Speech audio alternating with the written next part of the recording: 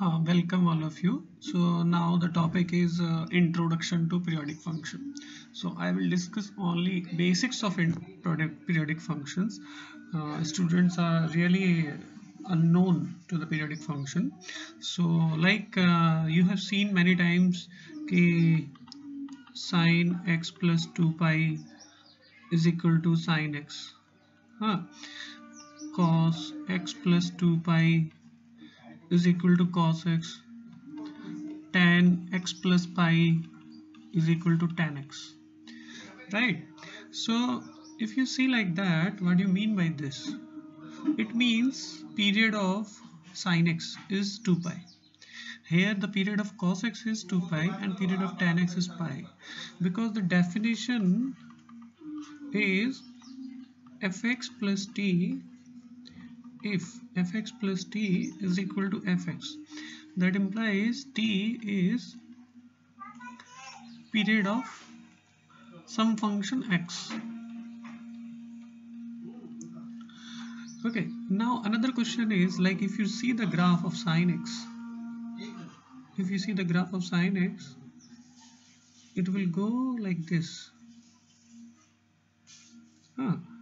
And if you see the half, so half will become at pi by 6, at 5 pi by 6, and then again if you go this point is 2 pi plus pi by 6. So for this point, like, you can see this one is C, this one is B, and this one is A. So A and C are considered, B is not considered for the period, right? If you're calculating the period of sin x, so only that A and C are considered. Why not B? Because sin pi by 6, 5 pi by 6 is also half.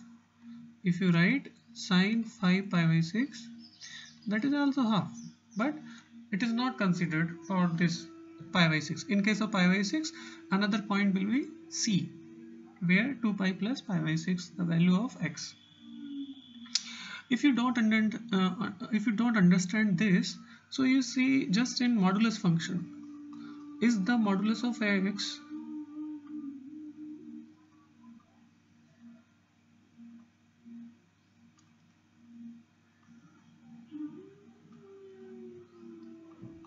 is also periodic function. If you see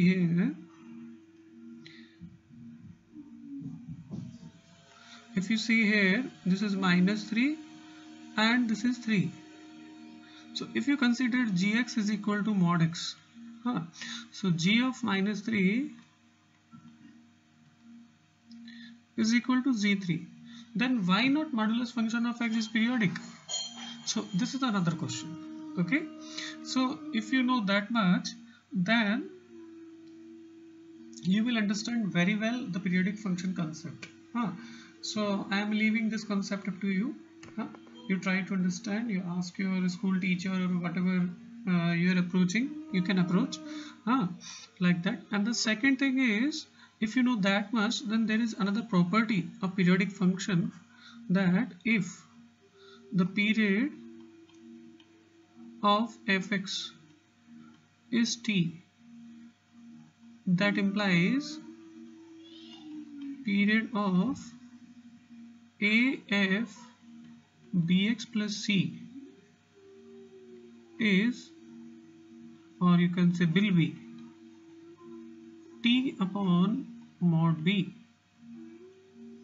So that I am leaving up to you, where you can say a, b, c are real numbers. A cannot be like 0 and B also cannot be 0. Okay, so A and B are, you can say, non-zero real numbers, and the period will be t upon mod b.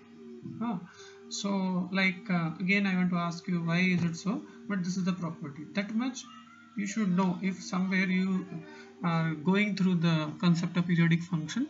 So that is a very important concept. And if you have still any doubt, you want to contact me, you can contact me at this email address, manisforyou, manisforu at gmail.com. Okay, thank you.